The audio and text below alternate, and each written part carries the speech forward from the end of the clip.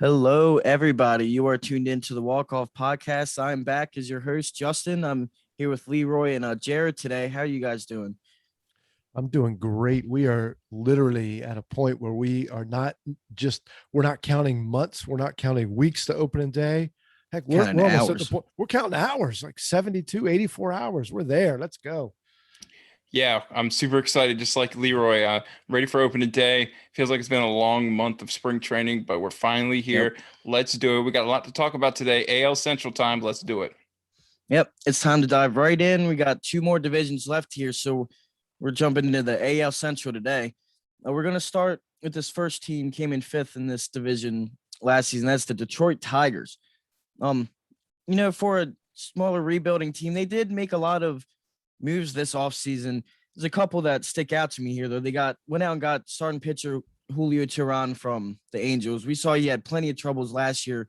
See if a change of scenery does something for him and that team. They also got the outfielder Nomar Mazara from the White Sox, who, with their pending injuries at the moment, possibly could think they maybe wanted to keep him on that roster. Also, they got Robbie Grossman from the A's and Wilson Ramos from the Mets, the catcher. So when I see that, I see a lot of real-time major league players coming to that team as a rebuilding team. That's a good sign for them because their talent around them is getting up to the point they can start, building an actual team, maybe get back to how they were all the beginning of the 2010s. They were a pretty big powerhouse and then dropped off. But I'll go to you, Leroy, first. I want to know what you think about the Tigers going into 2021. Yeah, just to start off before I even talk about the Tigers, I'm really excited to talk about the AL Central. I think looking at the AL Central compared to the other divisions in baseball, it's kind of wide open for one. For two, you don't have those big names, those bullies at the top of the division like your Dodgers and the Yankees that look like they could, run away with the division. And just thinking about the AL Central over the course of the last 20 or so years, it's really been a toss up every year. I mean, this division is just a toss up every year, and that's what I really like about it. In fact, if you think about just taking a look at the last 20 years, every team has won the division at least once. With Kansas City being the low man on the totem pole, only winning it once, but having a World Series title. Minnesota's won it 8 times, Chicago 3, Cleveland 5, Detroit 4. When you compare that to something like the NLE or the AL East, which we're going to talk about it at another time, where New York and Boston has over the last 20 years has won that division 15 times, and the other teams have combined for 5.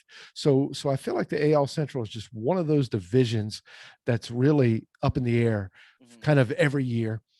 And this year is really no different. If you look at fan graphs, the teams are kind of bunched up in there together, and you've got teams that are really on uh, different ends of the spectrum. We're going to talk about the Tigers here and Kansas City. We know they're rebuilding, right?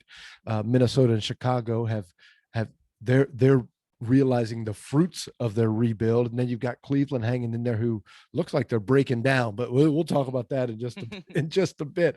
But talking about the Tigers, right? So they're a rebuilding team. According to MLB.com, they've got the second best farm system in the major leagues.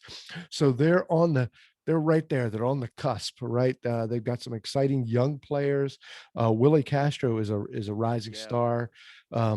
Casey Mize, he's a former number one overall pick, and we know he struggled last year with a 6.99 ERA, but he could turn it around. Short sample size, so they've got some young pieces. It's not happening for Detroit this year. I mean, it's just not. They just to tell you that they're slotting Miguel Cabrera in at their 4 spot most likely. And Miguel Cabrera's best days came when Tony La Russa was a manager. Wait a minute, Tony La Russa is a manager. We'll talk about that later. Miguel Cabrera's best days are obviously behind him. Over the last 4. So this is their 4 hitter over the last 4 seasons. His per 162 game average is 267 with 19 home runs. And that's not getting it done for your four hitter. When you look at his 2007 through 2014, his glory years, he was hitting 36 home runs per 162 games with a 324 batting average. So, that's just kind of indicative of where the Tigers are. They're not there. They've got some young pieces, but honestly, their best young pieces are still in the minors. But they've got they added a couple pieces, kind of like what our team, the Orioles, did. They added some pieces that are just guys they can fill in Grossman and Tigers. Yeah, they're probably destined to finish last, but the future's bright. Second best farm system according to MLB.com. Although, something interesting, and I don't know if you guys plan to talk about this, there seems to be some disagreement on where the farm system is, because MLB.com does have them ranked second, but Keith Law has them ranked 12th. And he says they're really top heavy. There's not a lot of depth there. So, what that tells me is that, when these prospects come up for the Tigers in the next 3 or 4 years, that's their time to hit. And then they'll go back into this kind of rebuilding system again. Yeah, it's funny you mentioned that, Leroy, because I kind of agree on the fact that they're a little top heavy. I mean, at the very top, of course, you got Spencer Torkelson, right? Number 1 overall pick just a few years ago. Then you got Riley Green, an outfielder, young outfielder, and Matt Manning, starting pitcher. Other than that, I mean, I don't really know as many top prospects in their system. Casey Mize was brought up, like Leroy mentioned. He pitched last year, kind of struggled. He's going to be making that starting rotation this year. And Tarek Skubal is also going to be in that rotation, left-hander, young left-hander. He looked pretty good in his short sample size. But then you got guys like Matthew Boyd, who seems like he's been there for a long time. He might get dealt at the trade deadline. Jose Urena is making his Tigers debut after a couple rough years with the Marlins. Their bullpen is very underwhelming. The really only good piece they have in there is Gregory Soto, left-hander, who fought for that closer role last year and pretty much won it. Michael Fulmer, former starter for them, is going to be a long relief guy now. Looks like his arm is kind of deteriorating over time. But yeah, it's kind of weird because the Tigers have a few pieces that look good on paper, right? Jonathan Scope, our boy from the Orioles, is at second base again this year for them. Criminally underrated, in my opinion. He did have a couple of struggles over the last couple of years, especially when we traded him to Milwaukee. Just never been the same since. He had that 1 year with the Twins as well. But looks like they're going to have Jamer Candelario as their primary first baseman with Miggy at DH. Which is interesting to see because I know Miggy would want to play in the field. But like Justin said, Willie Castro looks like he's going to be a really good player for them. Shortstop, they can have him and Nico Goodrum fight it out. But then, like Leroy said, you got Robbie Grossman in the outfield. One guy I'm very impressed to see make this club, Akil Baddoo, Rule 5 pick from the Twins, hitting bombs in spring training for them. He'll be in that outfield in that starting lineup. Interesting to see the Tigers here. They're going to be good. I have a feeling in a couple of years, right when the Orioles will, and it's going to be like that rivalry all over again, like in 2014. Interesting to see here from the Tigers, but I do expect them to finish last. Yeah, this is a cool situation of a rebuild for me because this is not the beginning of the rebuild where you start to build those pieces. This actually is kind of a spot where they are starting to have the pieces come to the majors.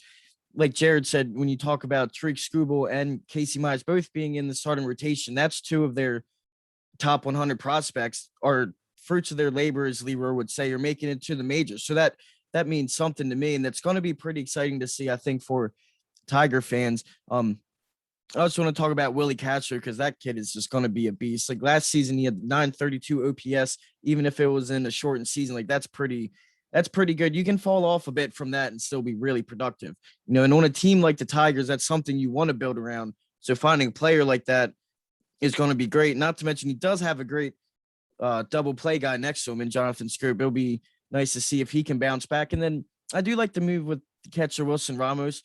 Obviously, he left the Mets because they were going to go after James McCann, which they did. It's a serviceable catcher that it's going to help the young pitchers as well. I mean, you got to remember that's someone who caught Jacob deGrom, a.k.a. the best pitcher in baseball. So I do think there's a lot of interesting pieces here and a lot of things really to look forward to, especially in that rotation. That's going to be really exciting for Tiger fans. And again, with their farm system is just absolutely loaded. But I do agree with the top heavy. Their top 5 prospects in the top 100 all come before 37 or earlier, which again is good because they're higher rated, but there is not much after them. And as we know, just because you're top 37 doesn't mean you're going to be a superstar. So for the Tigers, that's an interesting position. I think again they're going to come in last. Definitely the 2 teams at the top with the Twins and the White Sox going to make it tough to win a lot of games when you're playing in that division. But we'll go over to another, I think, really exciting team here, the Kansas City Royals. And this is a team who added just a whole bunch of pieces in this offseason. The first one obviously comes to my mind was Hanser Alberto as he left the Orioles, signed a deal there. They also got Greg Holland throwing their bullpen. He's probably going to be their closer, coming off of a great year last year.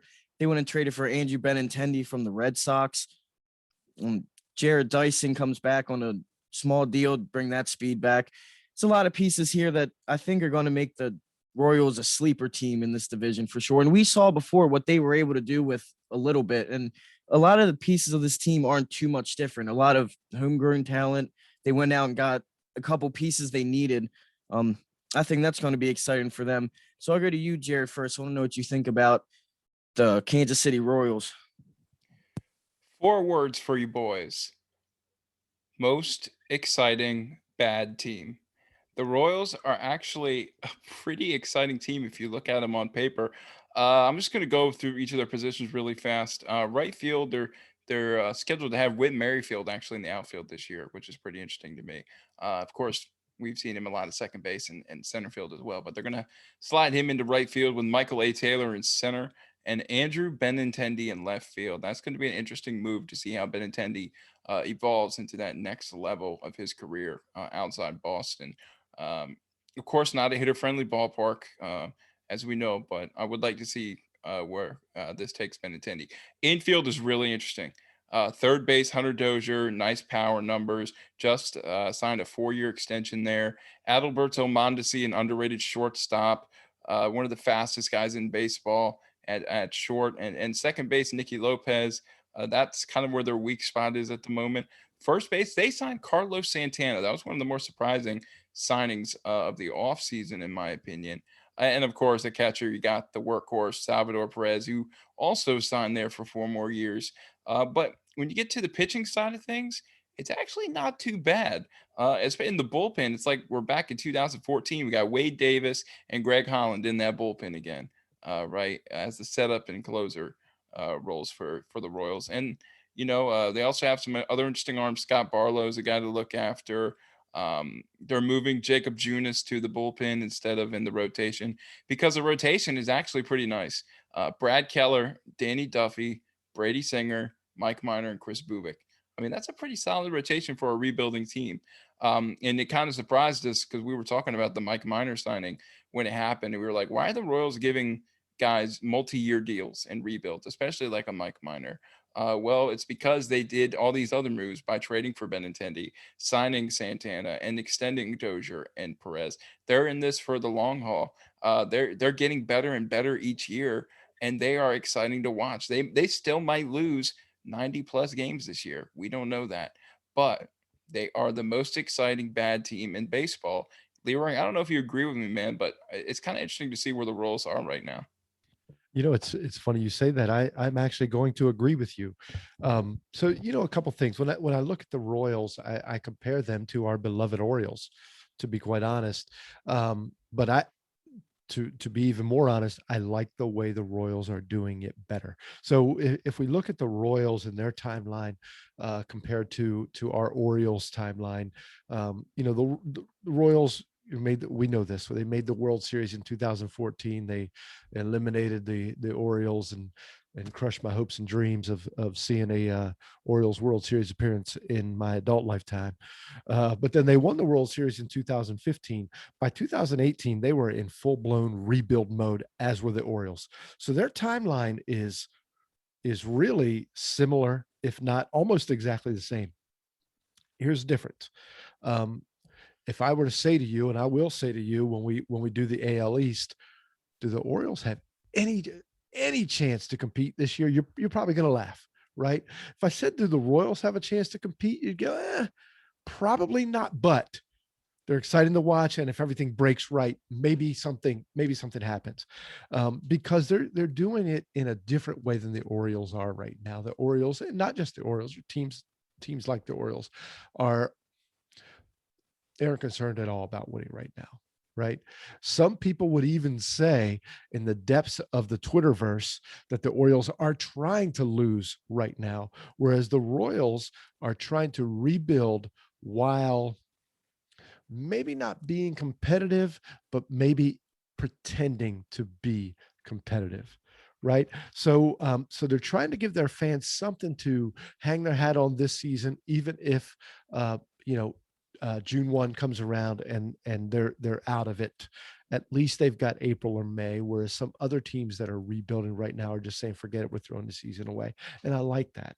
I really do. Now, long term, there are some differences. Obviously, the Royals are in the AL Central, which is not nearly as good of a division as the AL East. The Orioles farm system's ranked higher, right? The Royals farm system right now is ranked 10th. So while there's some similarities, there are some differences, but I do like the Royals. I like the way they're doing things right now. You talked about Andrew Benintendi. I love this signing for them. I absolutely love the signing for them. He's 26 years old. I mean, he's a kid still. He is a kid. He is 2 years removed from a season in which he hit 16 home runs. He stole 20 bases. He batted, 300. I mean, he's a kid. And even though it's a small sample size, Benintendi has played 8 games in Kauffman Stadium. He's had 39 at bats or 39 plate appearances, but his on base percentage is 564 there, right? He's batting 470 something at Kauffman Stadium. Very small sample size, but there's something about that stadium that he likes. Right. So I absolutely love that signing. I think 1 through 6, their lineup is really solid. Merrifield, Benintendi, Mondesi, Santana, you go on down through Soler, who he's still young too. And that's a young top 6 too. Their bullpen's solid. We know that Kansas City has over the last 5, 6, 7 years and still will value defense. So their defense is good. The only question mark I had was their starting pitching, and you addressed that, Jared. It's not bad for a rebuilding team. It wouldn't blow my mind if they finished ahead of Cleveland this year. I don't expect it, but it wouldn't blow my mind. It wouldn't be absolutely crazy to think they finish with a winning record. Really? Maybe not, but either way, I think in the next 2 to 3 years, a little beyond, this AL Central is going to get really crazy because, Chicago's young, Minnesota's young, Kansas City, here they come, Detroit, here they come. It's going to get really crazy. But I think Kansas City's kind of got a head start a little bit on Detroit and could surprise some people this year. Yeah, really quickly, Justin, I'm going to let you go, but really quickly, I want to go back to what Leroy said about the Benintendi deal. It almost seems like the Royals kind of just stole Andrew Benintendi from the Red Sox, because the Red Sox got back who? Franchi Cordero? I mean, for Benintendi, come on now. I mean, yeah. Benintendi's not going to hit you 40 home runs. That's not his style. But if he can get you 20 home runs and 30 to 40 doubles in a year, I mean, that's going to be huge for the Royals. And like Leroy said, he's only 26. And I agree with Leroy that this division itself in the next few years could be one of the better divisions in baseball with the young teams coming up. We know the White Sox are already there. They're ready to compete. We're going to talk about them later. The Cleveland Indians might be on the downside of things, but they're getting younger. And we're going to talk about them next. Justin, before we go to the Indians, get your final thoughts on the Royals here. I liked what Leroy said about the way that they're doing the rebuild. It is really interesting, and I do like it. And when you think of the division they're in, where they don't have a 100-win New York Yankees team ahead of them that, by the beginning of April, you kind of know they're probably going to run away with the division or close to it. They're doing a good job of rebuilding while keeping up with those two teams in their division. And if you look at the White Sox, a lot of what they did is a lot of the building that they're doing here, especially when you look at someone like Andrew Benintendi, like you said, 26 years old, but he was a beast 2 years ago. Last year, he was injured a little bit, didn't hit very well, but he did not play very much. He's definitely someone that can come in and be that just criminally underrated style that the Royals have always kind of been as long as I can think of them. And a lot of the pieces when they're in their lineup are going to be that, especially their bullpen. Like that bullpen is going to be really good. I mean, they have Greg Holland again last year with 191 ERA and almost 30 innings. That's pretty good. Jesse Hand threw a .52 ERA in almost 20 innings. And I can tell you right now, I don't remember hearing much about that at all last year. They're just underrated, and they're going to stay that way, and that benefits them, in my opinion. And I think they're going to do pretty well in this division. I do think they're going to come above the Indians, before they get anywhere else. I think they'll be third in this division, but they're going to be really exciting to see. A lot more exciting than a lot of the rebuilding teams we've seen around the league. Yeah. Leroy, you want to go? You have something to. Yeah, You look like you have something to say. You hit on it right there. The Royals and the Rays do this too. They zig when everyone else zags, and they yang when everyone else yangs. You know what the Royals are going to be about: defense, bullpen, speed. So while the rest of the league is going starting pitching power, the Royals are kind of dipping in over here, and it's working for them, right? 2 straight World Series using that formula. And we saw the Rays do the same thing last year. The Rays even threw in a little curveball with like their platoon situation, but the openers. And maybe the Royals adopt something like that. But yeah, when you've got a small market team like they do, they have to do that, and it works for them. And you can see them kind of they're laying the bricks for that right now. And then, like Leroy said, this team could be probably the fastest team in the majors when you think about it. Merrifield, Benintendi, Gerard Dyson, as you mentioned, Alberto Mondesi, they're all going to steal you bases. They're going to get on base, and they're going to be running, right? And their defense, locked down by Salvador Perez, it's just going to be an interesting team to watch. They might not make 500, and if they do, that's awesome because I would love to see it. But if they don't, they're going to be, flipping that switch and hurtling over that fence until the next level very soon. Yeah, I agree. It's a real exciting team, and that's on the come up. But now we're gonna have to talk about a team that inevitably we can't deny they're on the way down, and that is the Cleveland Indians. When we talked earlier about this is a division you don't have those giant big superstars. Well, they did have one, and he is now a New York Met by way of the Indians giving him away, and that's Francisco Lindor. Probably the biggest loss of any team, in my opinion, this offseason.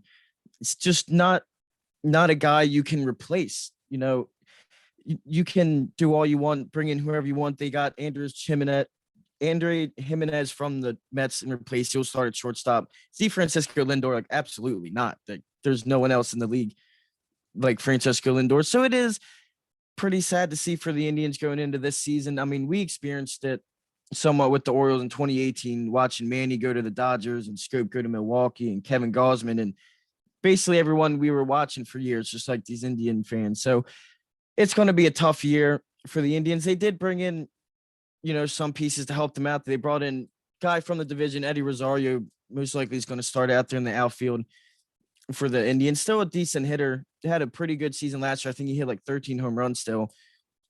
And then, of course, they still have Jose Ramirez, who was an MVP caliber player last season. Every team has like that one player that's their guy. This is their guy for the Indians, despite I know he has some off the field issues, I believe, but he is still a good player. Last season, he had 292. He had, I think it was like over 900 OPS. It's just absolutely insane. Whether that's 60 games or not, you're going to help your team out if you're playing like that. So I'll go you, Leroy, first. I want to know what you think about the Indians here. This is going to be good. Just saying, guys. You must have seen me shaking my head here. The Indians they drive me insane. So the Indians have a team last year that's competing to win the division. They make the playoffs, of course, early exit. So what do you do in the offseason, right? You're a young team. You're in the playoffs. You add pieces, right? You add pieces to complement your weaknesses. No, that's not what we do if we're the Cleveland Indians. We get rid of our best young player, the man that could be the face of Cleveland Indians, the face of Cleveland. LeBron's gone. He could have been the face of Cleveland, and they got rid of him. And not just him. I mean, Carrasco, Santana. I mean, they're all gone. When you've got a team that's competitive in a weak division, either one of two things are happening right here in Cleveland. Either the Cleveland Indians brass thinks they're going to be the Tampa Bay Rays and get rid of guys just in time, bring in prospects, build them, and make a World Series. That's probably not the answer as to what they're thinking. Or they've decided to line their wallets instead of winning a championship. And it just stinks for Cleveland because it is such a tortured fan base. And they've got this team. They're on the rise. They're young. Their farm system's 13th. It's not terrible. It's not terrible when you've got a Lindor, you've got a Bieber. And they just decided to just dismantle it. I have no idea what the hell they're doing. They're literally just trying to tear down this team on what is nothing but a salary dump. And we can talk all we want about the inequities in the Major League Baseball financial system, and there are a ton. We know this. We've talked about it on this show, but that's not what's happening here. Because Cleveland's got the money. They've just chosen to pocket their money over paying their stars. And it's just a shame. So now you've got Lindor headed off to New York. He's gonna become a superstar, right? If the Mets do this right, if Major League Baseball does this right, he's a superstar. In 2 years, he's practically a household name when it comes to baseball players. The team. So let's talk about the team. I don't know. They're that's just what they are. They could have gone one of two ways. When we hit when they made the trade last year, when they traded their pitcher last year, Mike Clevenger. Thank you. When they traded Clevenger, the day before they traded Clevenger, they could have gone one of two ways. They could have built a super team with a pitching staff of Clevenger, Bieber, Plesac as your top three, Tristan McKenzie coming up as a top prospect. I mean, you've got a stud pitching staff there with a lineup that featured Lindor, Carrasco, Santana, with some young guys coming up. So they could have gone that direction and built a team that could have competed for a championship, or they could have gone the teardown mode, and they chose teardown. I can't explain it. I feel bad for the fans in Cleveland. It's just a shame. Yeah. If you want to name a disappointing team for the next year and even after that, it would be the Cleveland Indians. I mean, I don't know, like Leroy, I don't really know or understand what they're doing. I mean, they in 2016 they were in the World Series up 3-1. I mean, they were that close. The crowd was crazy at Progressive Field. And just after that, it's just been early playoff eliminations. You had the best shortstop in the game, but you just didn't want to pay him the 300 mil. And I get it, 300 mil is a lot, but you see so many stars in today's MLB getting this crazy amount of money with really no luxury tax, by the way. But Cleveland, you got a little bit of a rocky road ahead of you. I wouldn't be surprised if we see Cleveland totally dump everything and rebuild this year. At the trade deadline, if I was Cleveland, if I was truly focused on a rebuild, I would trade Jose Ramirez. That would be my first move to get a bunch of prospects back. Shane Bieber might not be there either. I might keep Zach Plesac just because he's still younger. I get Shane's young too, but he has a lot of value going on for him right now. And in the next few years, they're going to change their name. They're not going to be the Cleveland Indians anymore. We forgot about that. Whether you like it or not, their name is not going to be the Cleveland Indians. They're going to be a whole different team. So why not restart and rebuild right now and get a new face, get a new fresh start, a new look, and just start over. We've seen it so many times, but there's no other way to describe it, because if you're getting rid of a top 10 player in the game, that's saying something. So I'm with Leroy. I'm kind of confused on this team. They did get Eddie Rosario. It's almost like they're, pardon my French, but they're half-assing it. They're getting Eddie Rosario. They're getting Ahmed Rosario. They're getting Fran Ramirez back. I mean, like, okay, but where's the superstar other than Ramirez, right? And Ramirez is always the second superstar because Lindor was the first. So now he's the first. So I'm confused about Cleveland. They could either be second place in the division, third place, or they could be dead last by the end of it. Yeah. I don't know where they end up this year, but I think in 2 to 3 years they're at the bottom. And I think that's pretty clear. They didn't want to pay Lindor $300 million. That's a lot of money, right? But the team is worth $1.15 billion. The Dolans bought this team for $323,000 in 2000. They've made $800 million on this team. They could have spent. It wasn't that they couldn't. They chose not to. And we're not talking about some inflated salary of some middle of the pack player. We're talking about a face of your franchise for the next 10 years, a face of your city for the next 10 years. And the Cleveland Indians owner Dolan woke up in the morning and said, nah, I don't think so. I'm glad you said that, Leroy, because it's we're seeing it with the New York Mets. Steve Cohen, their new owner, they're going on a spending spree this offseason. They got Lindor, and they're probably going to sign him to a $300 million plus deal. They got James McCann. They got DeGrom pretty much locked up. They're going to fight for Conforto and Syndergaard. And Steve Cohen is basically saying, yeah, we're going to win, and we're going to compete for the next however many years. And Steve Cohen, we all know, he is super rich. There's no doubt about it. And he's investing as much of him as the team is into their players. And I like that. I like that he's involved with that kind of thing. But the Cleveland ownership didn't want to do that. They wanted to save. And the moment I knew that this was happening, it wasn't even Mike Clevenger going. It was Corey Kluber going. And it's weird because you have Corey Kluber, former two-time Cy Young Award winner of the last decade, one of the best pitchers of the last decade. And who do you get back for him? You get Delino DeShields? Like, what?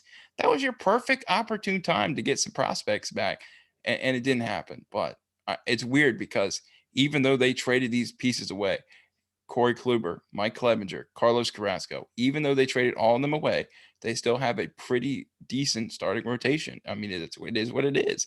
And with a pitcher who could be a top 3 guy in baseball in the next few years. So it's just, Leroy, I don't know how another way to describe it other than weird / disappointment from them.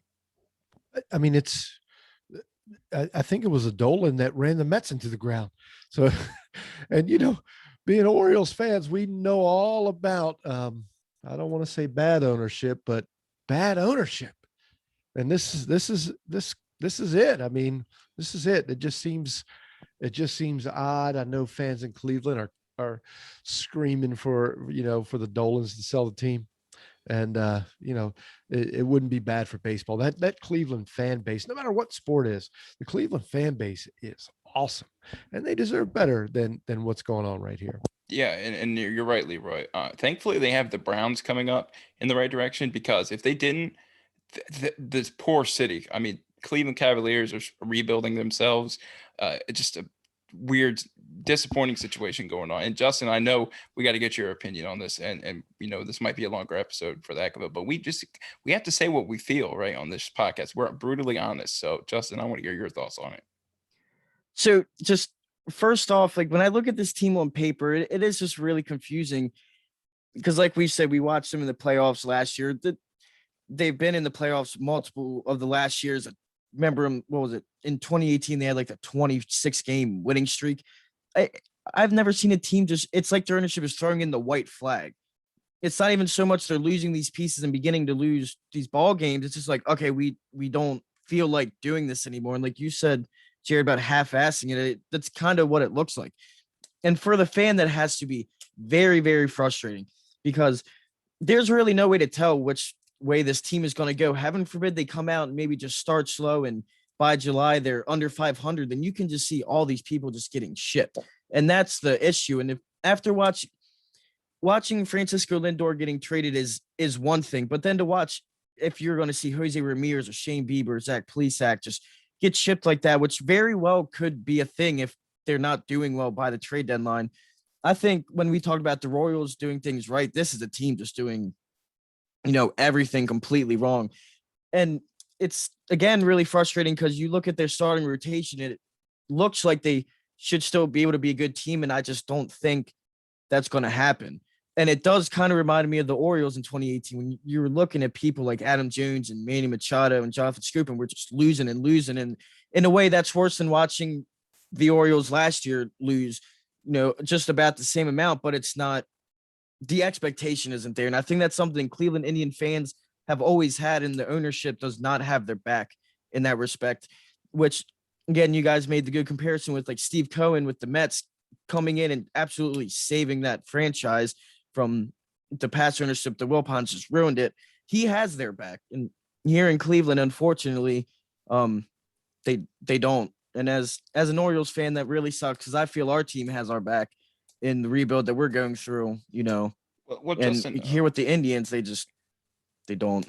Yeah, and I will say this: the main difference between the Orioles prime and the Indians prime, other than the Indians made the World Series, is the fact that the Orioles held that team, that group of players, for as long as they could to try to Right. compete. The Indians are slowly deteriorating their World Series team little by Well, bit. don't forget the move, Mr. Rich Man now, Trevor Bauer, a couple of years ago. Also, Yeah. just another piece. They said, "Hello, goodbye," which when I remember when that happened was a little odd, but they're like an avalanche. It's been like a slow avalanche, but now it's reaching the steep part of the hill, and you better get the hell out of the way because it's going to knock you over at this point. So it's really tough for Indian fans there to see that. Like you said, they still have the Browns, but yeah, I'd root for the Indians first. But we got to get going here. We don't want to take up too much time. You're already with us here, Jared. So why don't you kick it off for us and give us your 7th inning stretch? I am already with you. I'm back in my comfort zone for this show. Nobody got the trivia question last week, Leroy. So you're off the hook. You're still in the lead with a 3-2 advantage over the boys. Let's see if you can add to that lead, or maybe Justin could tie it up. So let's see. Trivia question this week, AL Central edition of the 7th inning stretch. Here we go.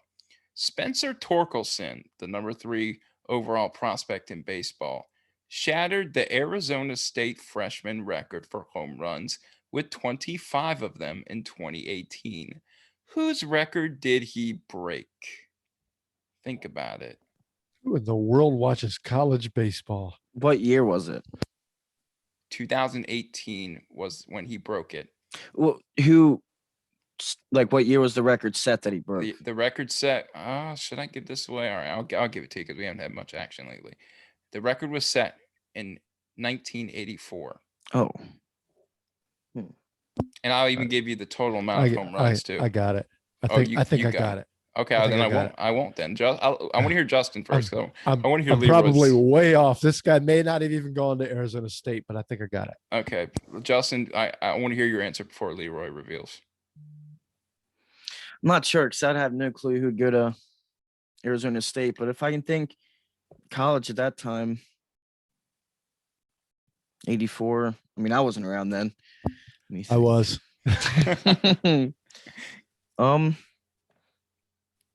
Just think of notable hitters at that time who Yeah, came out of college. I'm just gonna guess at that point. I'm gonna say coming out of college at 84. I'm gonna say Griffey. Okay. It's really all I could think of. No, so Griffey came out of high school in '89, and I was around for that too. I was a teenager actually. So I'm going to go with 1984 Olympian, and future season home run champion Mark McGwire. Oh, that's actually a really good guess. Oh, but or Mark Grace. Give me Mark Grace. It's not even a mark, guys. It's not either one of those that you guys guessed. The answer was the one and only Barry Bonds. Oh, He hit, all and guess right. what? The record was 11 home runs. Spencer Torkelson had 25 and broke that record. Wow. That's I incredible. wonder So, what the games played were comparatively. right. I don't know. I guess it's from their tenure there, but I couldn't tell you. But Spencer Torkelson is going to be a crazy hitter in this league, to say the least. But we have to get into the stretch this Yeah. week, so let's do it. Let's get into your 7th inning stretch. All right, guys, the Minnesota Twins are in agreement with right-hander Randy Dobnak on a 5-year, $9.25 million extension per Jeff Passan of ESPN. The deal includes 3 club option years with escalators that could bring the total amount up to $29.75 million. And the deal is, of course, pending a physical. And we just got done talking about the Royals, guys. The Royals announced that contract extension with longtime catcher Salvador Perez that keeps the backstop in Kansas City through the 2026 season.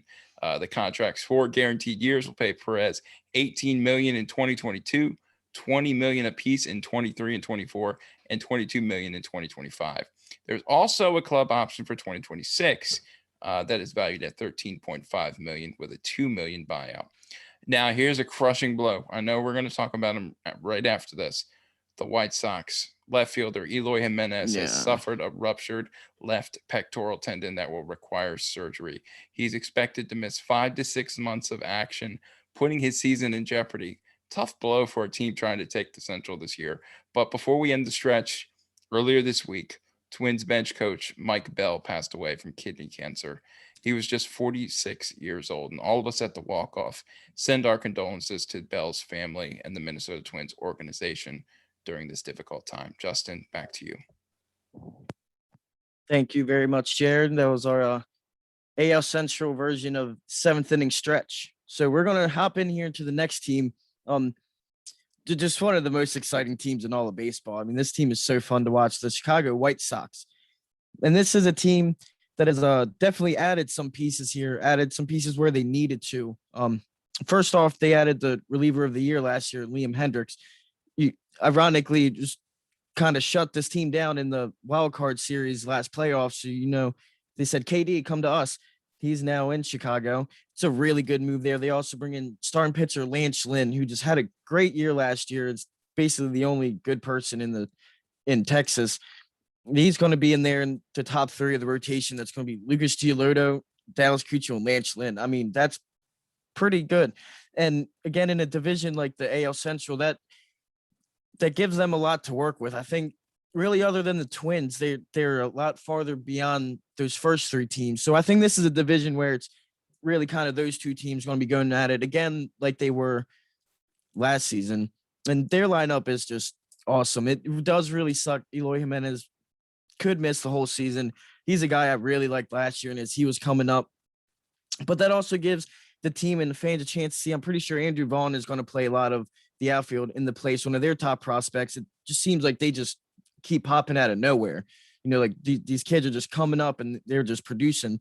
They also get Adam Eaton back, who comes back to Chicago. He's going to help out that outfield, especially now. We're going to keep talking about the outfield here in the sense of, they can really use everything now with Eloy being hurt.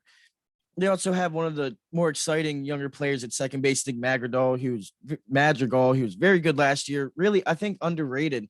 Just even as a rookie, he hit 340 and over 100 at bats last year. That's pretty good, I think, in any sense of the word. Of course, they have the AL MVP, Jose Abreu, who's always been arguably the most underrated player, maybe in the whole American League for years. But of course, we know they lost one of the biggest free agent signings in this offseason, James McCann, but I don't think they're losing much as they still have Yasmani Grandal behind the plate. Honestly, I think at times he's a better hitting catcher than James McCann. So they're not losing too much.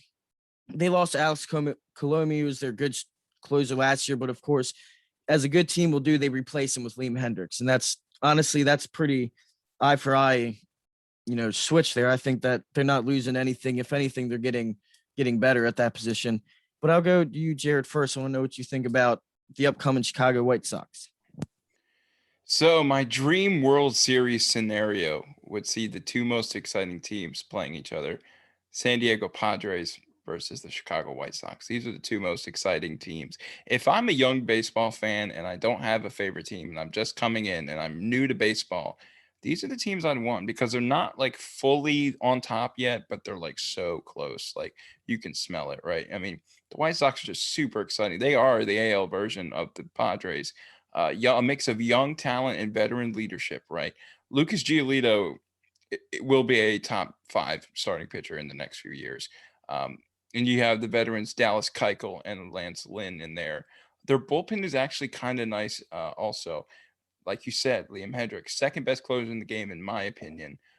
Josh Hader being the first, but nonetheless, you got Hendricks, you got Garrett Crochet, who is a young left-hander. And guys, he is 1 year older than me, and he's playing in the big leagues. And he's throwing 102 miles an hour in the big Remember, leagues. he was drafted and then debuted Yeah. the same year. I've never seen that in Major League Baseball, especially for a pitcher. I'll tell you somebody who did it. Former White Sox pitcher Chris Sale did it as well.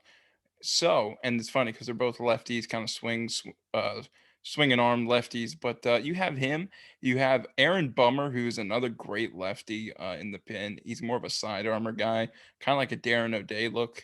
And then you have Michael Kopeck.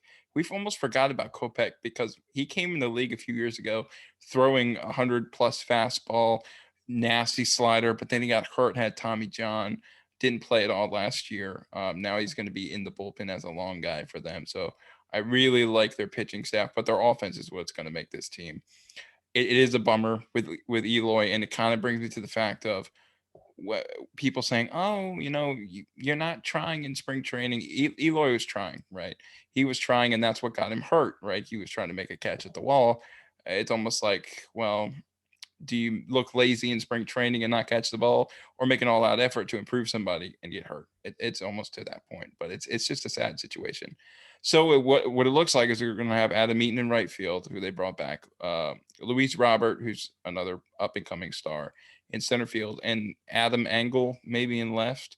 Andrew Vaughn might get an appearance out there, but he looks like he might be their primary DH. Their infield is stacked. I mean, Yohan Moncada and Tim Anderson on the left, Nick Madrigal and Jose Abreu on the right. I mean, there's not much else to say. With Grandal behind the plate and a young Zach Collins, who's a nice catcher there, young catcher coming up from them. He's going to learn a lot from Grandal. This team's just overall exciting. I mean, there's not much to say about it. This might be the year that they take over the Minnesota Twins. I would have said that for sure if Eloy wasn't hurt. That might put a damper on things, but they're going to make a nice run in the AL Central, and they are a deeply exciting team to watch. Leroy, I think you agree with me. Absolutely. It's funny. I hear you talking about players, and we're amazed that a player that's a year older than you is in the major leagues.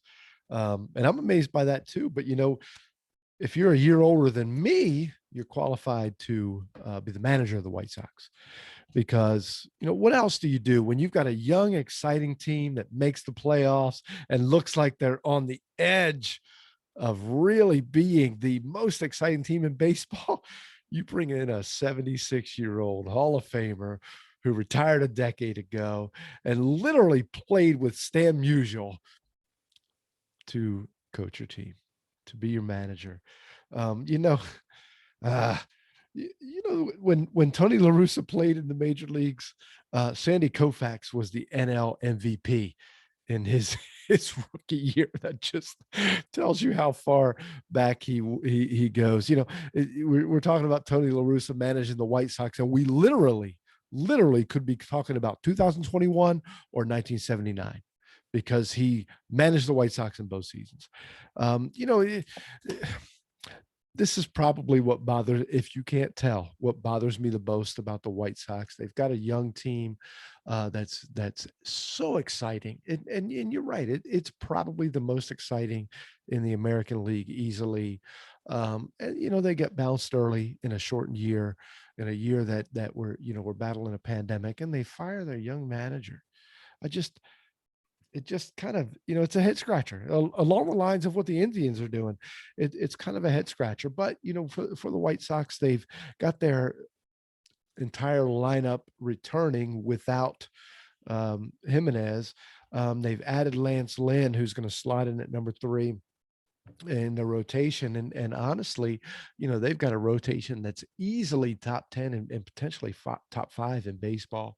Um, the only thing that worries me a little bit is potential regression from Tim Anderson. He's playing out of his mind over the last couple of years, but his balls against his batting average against balls in play suggests that maybe this is kind of smoke and mirrors a little bit, and he could regress a little bit. I think you've got to expect a little bit of a regression from Abreu. Um, this is tough, when you're thinking about who's going to win this division between the White Sox and the Twins. And the White Sox made all the right moves to overtake the Twins, but then they, on the field, but then they, take a step backwards in my mind with their manager. And I could be absolutely proven wrong, but in my mind, and they lose Jimenez, and it could be just a repeat of last year. So we'll see. Either way, fun to watch. I can't wait to watch them. I love when some of these teams that were really good and competitive when I was younger, I love seeing them come back. Like, I remember sitting and watching the White Sox in those red, white, and blue uniforms play the Orioles in the AL Championship Series back in '83. Tony La Russa was the manager at the time.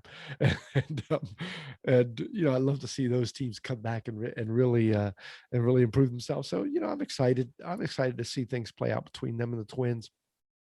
But, some bad luck and maybe a bad decision or two may have cost them the division this year. But, I think, and we'll talk about the Twins in a bit, I think going forward, the White Sox will surpass the Twins at some point soon. I just don't know if this is the year now. Yeah, and really quick, it's kind of funny that the two shortstops from the two most exciting teams in each league, respectively, that being Tim Anderson and Fernando Tatis, really brought the excitement back with bat flipping, right? Yeah. Tim Anderson with the just throwing the bat at the dugout, Fernando Tatis flipping it in the postseason. This is what makes baseball exciting, and this is what's going to draw young viewers in. These younger players like them and Acuna and Soto, that's what's going to bring younger players in. So, Justin, let's hear your thoughts on the White Sox. Yeah, they're just flat out exciting.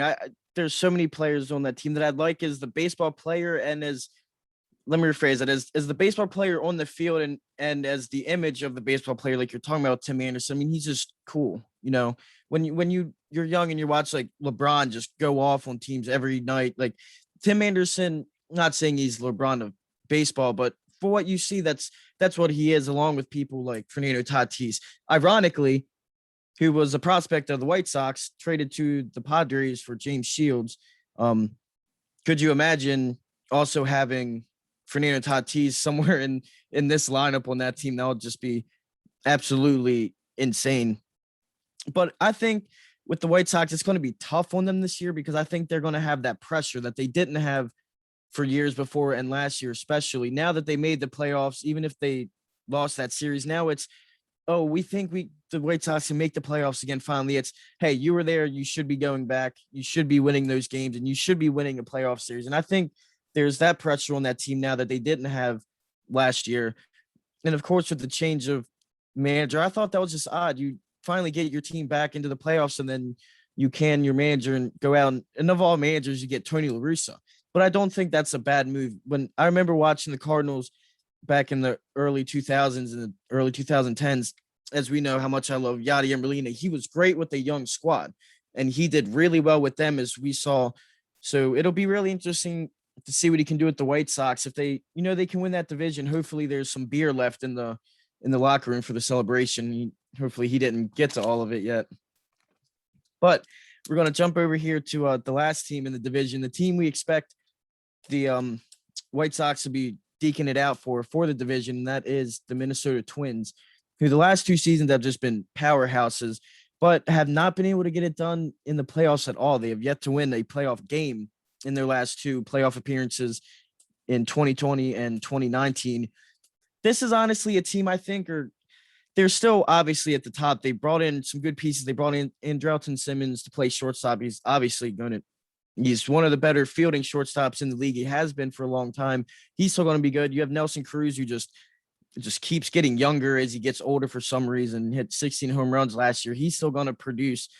You have at third base, you have Josh Donaldson, former MVP, obviously a great player. But I see in some ways that the Twins are kind of regressing and going down. You're losing Trevor May, and I think that is a really big bullpen piece for them to lose.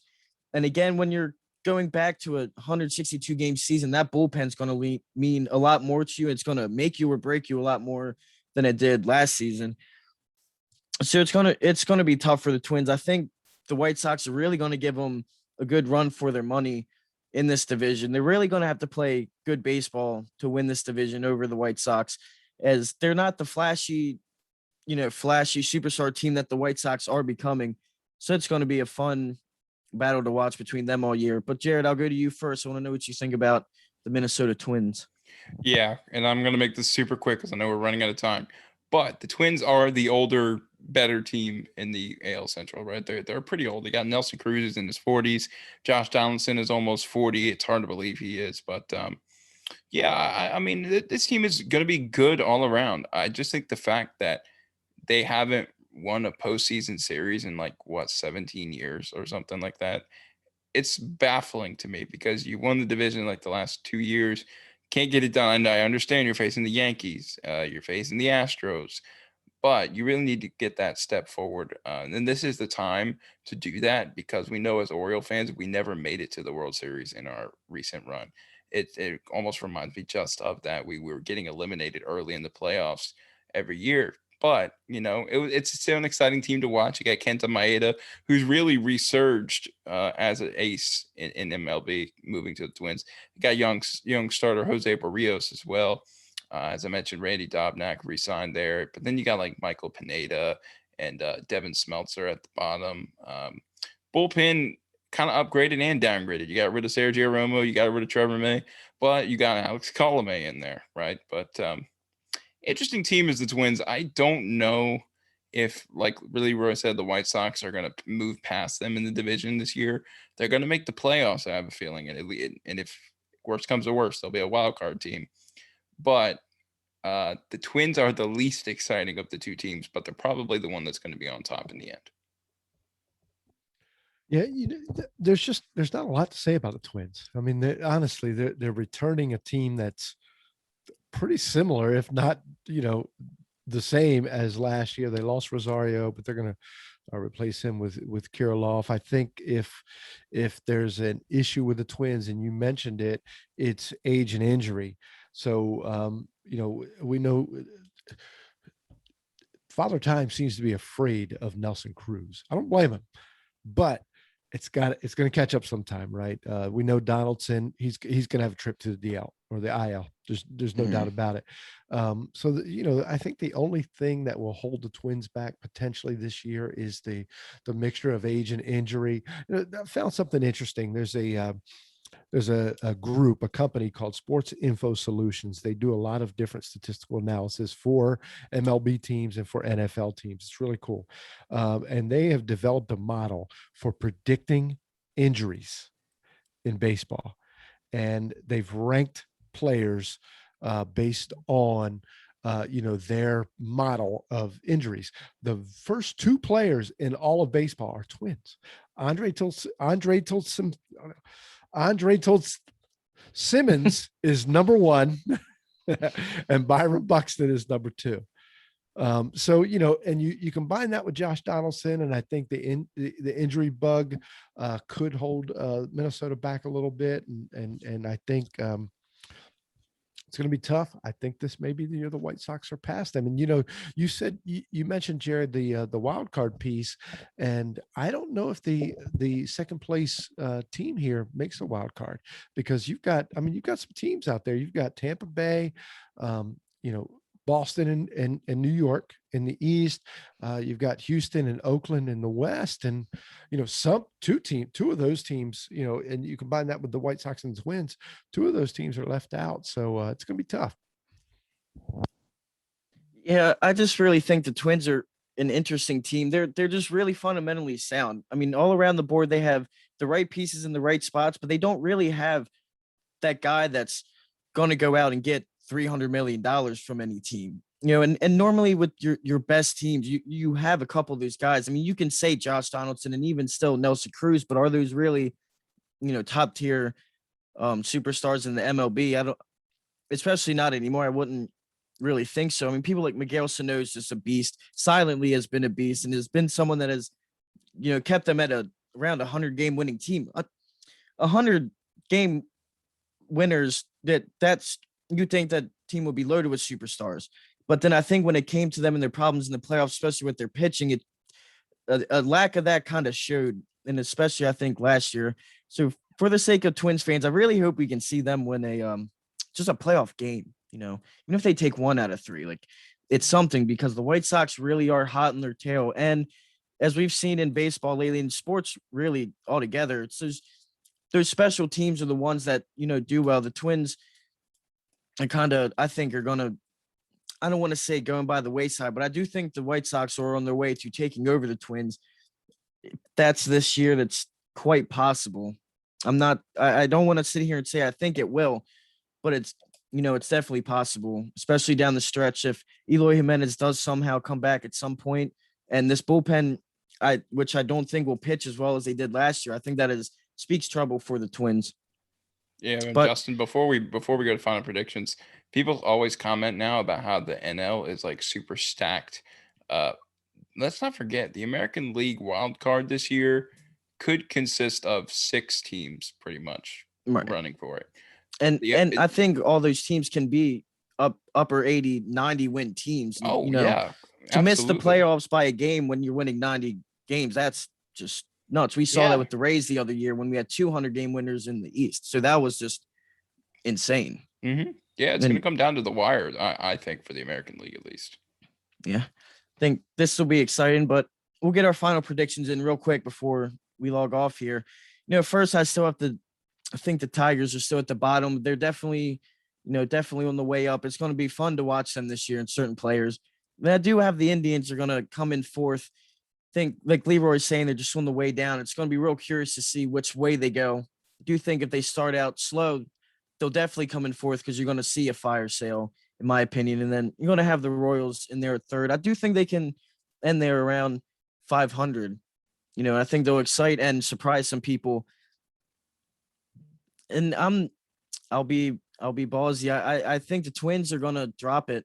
I think the White Sox are gonna be able to go down the stretch and definitely play well. I do think the Twins will come in second. I think the White Sox will come in first, not by much though. And then at that point, it's gonna be curious to see if that second spot's gonna be good enough for the wild card. But we shall see in a few months.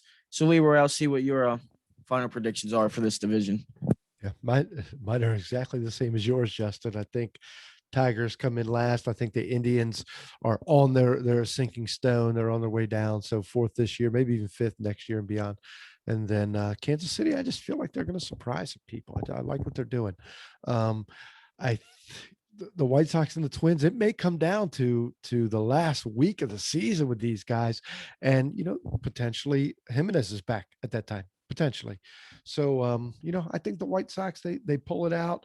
Tony La Russa is, he mixes his magic dust in there, pulls it back from 79 and mixes it in there and gets it done. I'm actually agreeing with you guys. I mean, there's no really difference here. Tigers, Cleveland. My bold prediction is that Cleveland's gonna have a fire sale at the deadline. If you're gonna go, you're gonna go 100%. Kansas City finish around 80 wins, maybe go 81 and 81, something like that. I'm gonna go with you guys with the White Sox. I'm all up on them. Twins gonna finish in second. Chicago's finally gonna take it back, and I have a feeling that with that starting rotation, they could make a deep run in the postseason. So there you have it. That's my final predictions. Yeah, so there you guys have it. A very curious division here in the AL Central. But for next episode, we got our last division for you. So make sure you want to tune in for that. It's going to be the AL East. So we will see you for that next time. But at least for today, it is time to walk it off.